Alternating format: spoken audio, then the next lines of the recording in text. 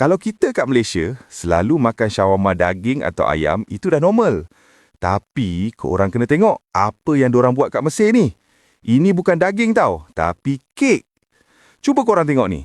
Sebiji macam mesin shawarma biasa, tapi ni sebenarnya lapisan kek yang padu gila.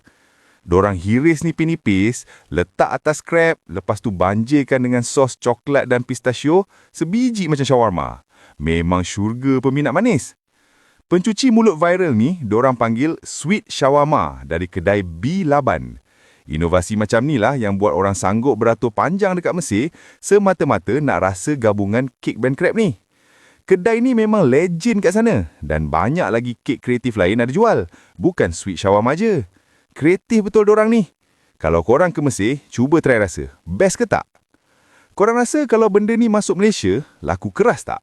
Atau korang tetap setia dengan shawarma ayam dan daging abang-abang yang jual tepi jalan tu? Komen kat bawah dan tag kawan korang yang hantu manis.